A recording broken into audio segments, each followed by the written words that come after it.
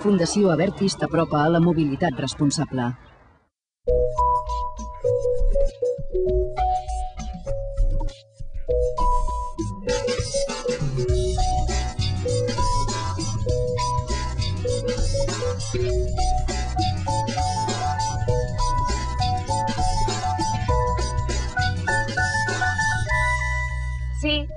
Sí, un monovolum ben xulo, sí. Estic reservant un cotxe per anar al festival i n'he triat un on hi cabrem tots. Aquest és un dels avantatges de compartir el cotxe amb més gent. En comptes de tenir-ne un gairebé sempre aparcat, quan necessito cotxe, truco o entro a internet i en trio una a la carta. Sí, el tindré tot el cap de setmana, sí. Adéu.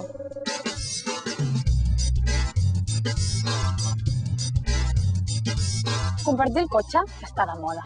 Hi ha fórmules més clàssiques, com la d'omplir-lo amb companys per pujar a la facultat, o la que fan a Londres, que carreguen els cotxes amb gent que es troben pel carrer per pagar entre tots la taxa d'entrada al centre de la ciutat. I l'altra fórmula és el car sharing, que vol dir que diverses persones condueixen el mateix cotxe. Aquesta fórmula arrasa a ciutats estrangeres com San Francisco. A Suïssa és una opció per moure's tan popular com l'autobús, i a Catalunya ja en són més de 1.000 socis. El cotxe té més de 120 anys d'història. Al principi el seu perfil era més quadrat, però amb el temps les seves curves s'han anat arrodonint buscant un disseny més innovador. Però com sempre, hi ha els qui no en tenen prou i estonegen el cotxe per decorar-lo a la seva manera.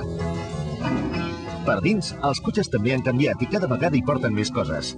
Airbags, aire condicionat, ordinador de bord i fins i tot pantalles de televisió. Diuen que arribarà un moment en què els cotxes volaran, però per ara el futur són els cotxes menys contaminants, com els híbrids, que alternen el motor de benzina amb un altre d'elèctric que emet menys CO2.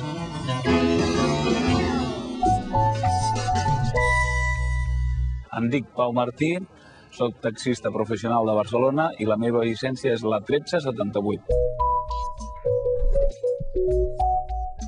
Compartir el cotxe realment és interessant perquè cada persona que puja al cotxe, i són moltes al cap del dia, té una història. I durant el trajecte quasi que te l'explica, t'impliques amb ella, moltes vegades li aconselles i al final ha sigut un company de viatge i hem quedat com amics.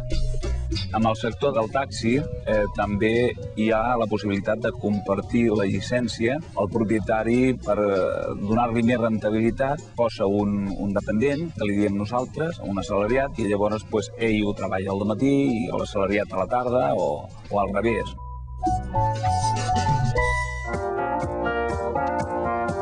Ara que anava a esquivar el camió, m'hauré d'esperar, perquè aquesta senyal prohibeix avançar. Els senyals de prohibició són rodons i el vermell ens indica el que no podem fer. També està prohibit avançar en els revolts i en els canvis de rasant amb visibilitat reduïda, i sempre que el terra estigui marcat amb una línia contínua blanca.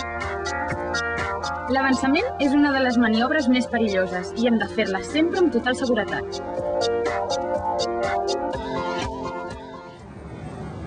Compartir cotxe i trajecte és més barat. Fas un pot comú per la benzina i pels peatges i així pots agafar l'autopista i arribar més ràpidament. I també és molt més divertit perquè pots inventar-te jocs amb els amics, cantar a diferents veus, gravar road movies o parar a fer un pícnic a l'àrea de descans de l'autopista. Les autopistes són les vies més ràpides per on poden circular els automòbils, ja que el seu límit de velocitat és de 120 km per hora. Abans, quan no hi havia autopistes, tot estava molt més lluny. Per això, la inauguració de les primeres autopistes al nostre país fa uns 30 anys va ser tot un esdeveniment. Des de llavors, es diu que les autopistes han aplanat el món i que han reduït les seves distàncies. I és que l'autopista és el camí més ràpid i més segur, però també el més car, ja que els seus avantatges es paguen. Per tant, abans d'entrar-hi, assegura't que portes diners, targeta de crèdit o el BIA-T. A l'autopista, si vols estirar les cames, anar al bany, comprar, omplir el dipòsit o menjar, pots fer-ho a les àrees de descans i de servei.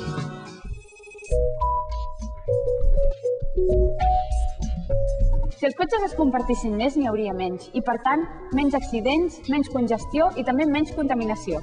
De fet, hi ha qui proposa fer un carril exclusiu pels cotxes en què viatgin diverses persones. O sigui, és qüestió de canviar una mica el xip i incloure en els teus plans compartir el cotxe amb més gent. Segur que hi surts guanyant.